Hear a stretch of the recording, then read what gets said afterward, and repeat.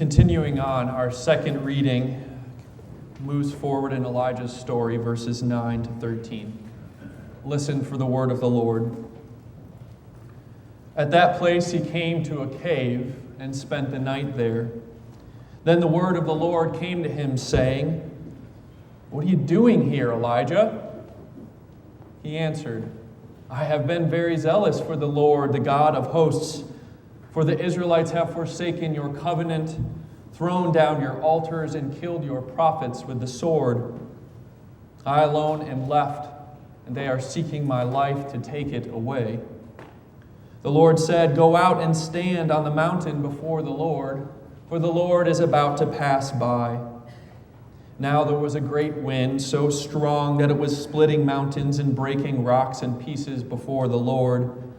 But the Lord was not in the wind. And after the wind, an earthquake. But the Lord was not in the earthquake. And after the earthquake, a fire. But the Lord was not in the fire. And after the fire, a sound of sheer silence. When Elijah heard it, he wrapped his face in a mantle and went out and stood at the entrance of the cave. Then there came a voice that said to him, "What are you doing here, Elijah?" This is the word of the Lord. Thanks be to God. There was this rabbi, a Jewish teacher, who was walking along the Sea of Galilee in Israel one day, and he was so caught up in prayer and in the lesson that he had taught his young disciples earlier that day that he took the wrong path. So he walks along this wrong path and stumbles into a Roman garrison. The Romans controlled Israel in those days. And so a Roman guard yells down at him, "Hey, Rabbi, who are you and what are you doing here?" The rabbi answers coyly, saying, "How much do they pay you to ask me these questions?" The guard responds, "They pay me enough." To that the rabbi says, "I will pay you double if you stand outside of my house and ask me those two questions every morning before I leave and every evening as I return. Who are you? And what are you doing here?" These are the two questions that Elijah will face on the mountain with God. I wonder, how would you answer them? Not long before Elijah hears God ask these questions, he was in a sort of Fortnite situation. The young people in this room know what I'm talking about. Fortnite is this game where the winner is the last one standing. As the story goes, Elijah challenged the spiritual leaders of the pagan god Baal to a contest atop the mountain, a different mountain, Mount Carmel. Elijah told the corrupt King Ahab, he said, "Hey Ahab, give me 900 of your best guys. Let's go up top the mountain. You can make an altar, I'll make an altar, and whoever's God consumes the altar with fire, well, let's say that's the real God." So on that day, in front of a sold-out crowd, the 900 Baal prophets try every trick in the book. There is praying and dancing and yelling and even cutting. But there was no response from their God. Then Elijah famously prays, and the skies open. Fire explodes out from the clouds, consumes the altar, and Elijah is the last man standing, and his God is the last God standing. Despite the enormous and amazing way in which God has just shown up, the people still do not believe in Elijah or in his God. Elijah's enemies, as it turns out, aren't so happy with their public humiliation, and so a bounty is put on Elijah's head.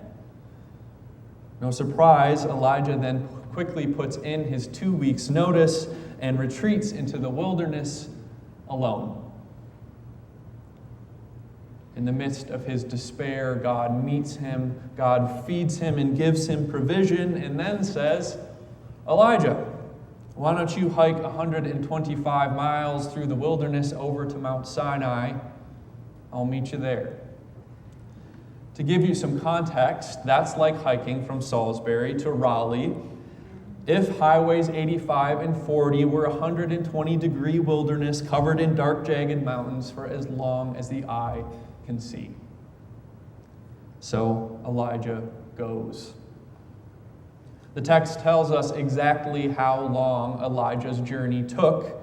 Sometimes the Bible is oddly specific with numbers, and that is so for a reason. Numbers often in the Bible are like neon signs flashing brightly to remind us of characters in other biblical stories. It's no different than how LeBron James wears the number 23. We all can think of another basketball player who wore the number 23, Michael Jordan.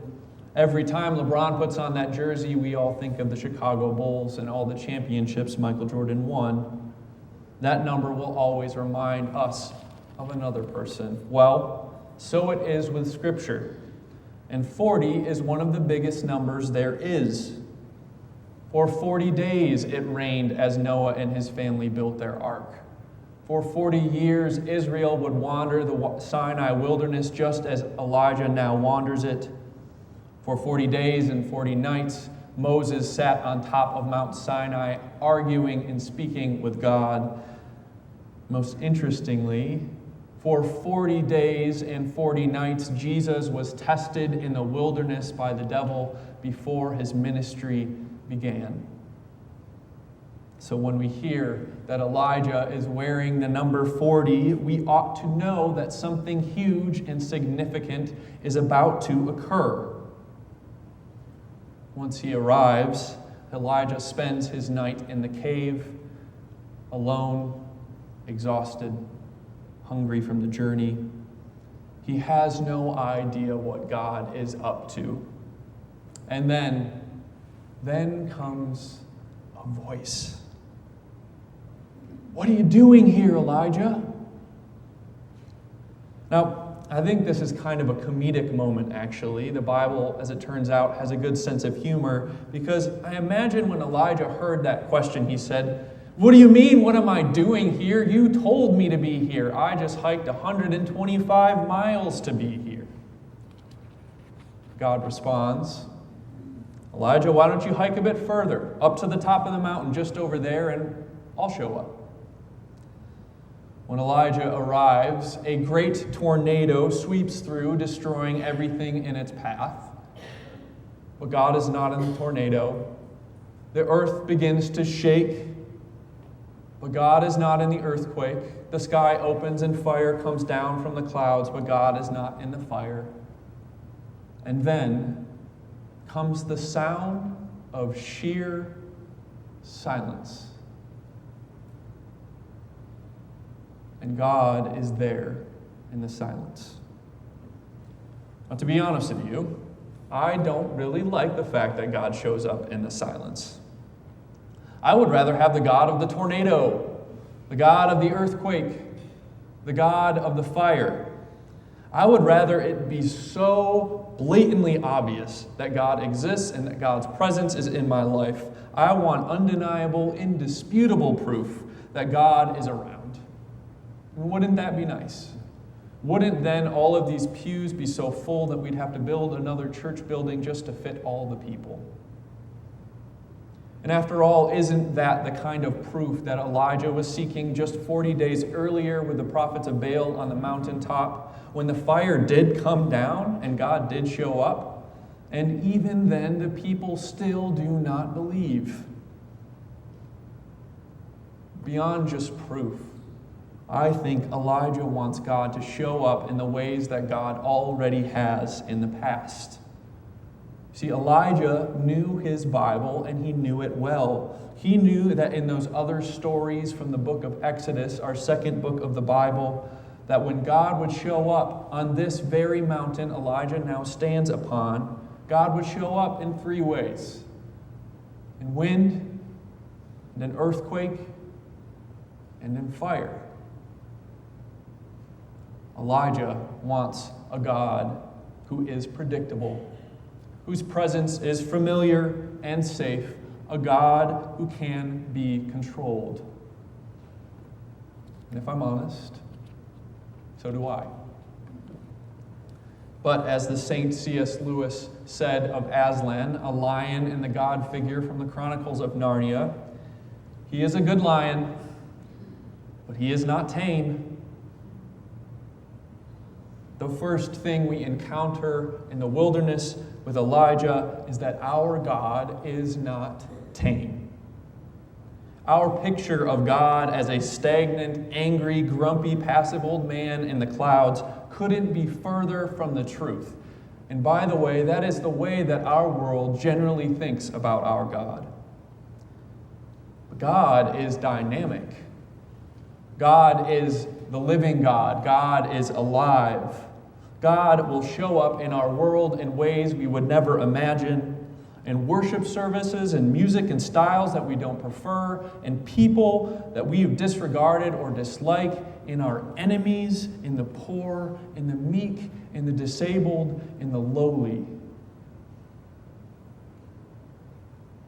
If you join Elijah on this journey on the mountaintop, you must expect the unexpected.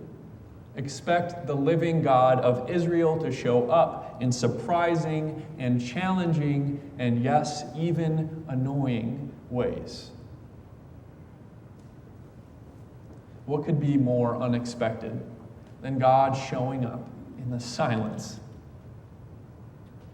What could be more unexpected than God showing up as a baby, a little boy named Jesus, a Jewish boy born in a barn to a peasant family around the stink of animals in a town that nobody had ever heard of? What could be more unexpected than that our whole life comes through his death on a Roman cross where he is tried and killed between two criminals? Give yourself to the unexpected. That is where God is. The second thing that we learn with Elijah on the mountaintop has to do with the silence itself. Why in the world does God show up in silence? We modern, technologically savvy people hate the silence. At least most of us do. Silence is awkward, it's unproductive, and it's uncomfortable. Never at any other point in human history have we been so opposed to silence. We are so constantly stimulated by screens and sounds and machines and busyness. And the best science tells us that all of that stuff is literally changing the human brain to the extent that we no longer know how to relate to one another in ways that we have before.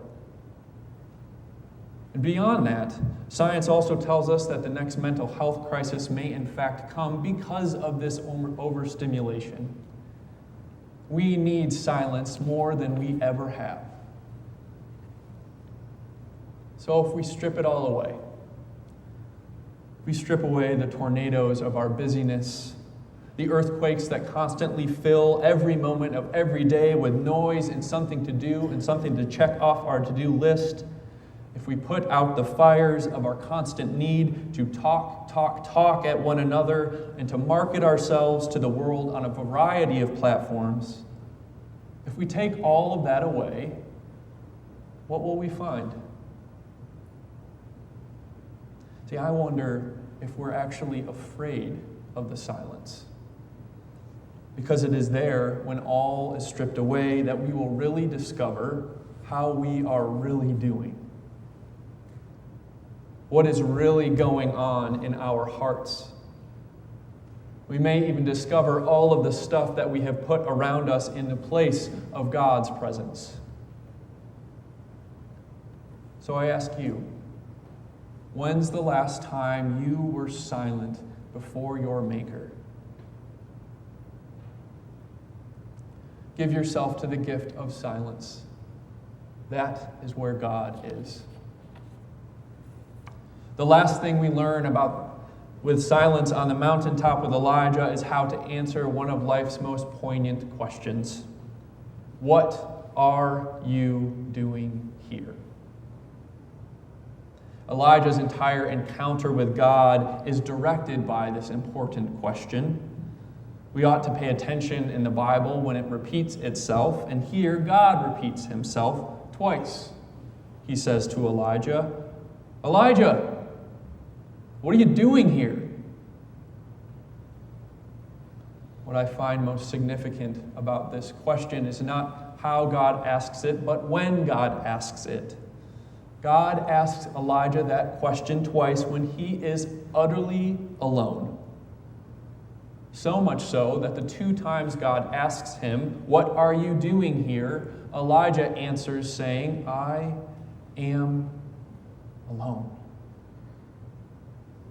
"Elijah, what are you doing here?" "I am alone." Elijah believed the lie that he had to move through the world on his own, carry it all on his shoulders on his own, that he was alone in the world. Maybe you have believed that lie before. Maybe you're being bullied at school and you just don't know what to do about it. You are not alone. Maybe you are at a crossroads in your life. You, like me, have started something brand new and it's scary at times. You are not alone.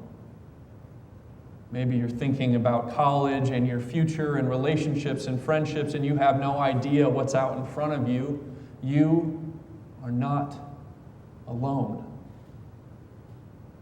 Maybe you're caught up in an addiction or a problem of some kind, and you think that you are the only person in the world who could ever possibly have that issue.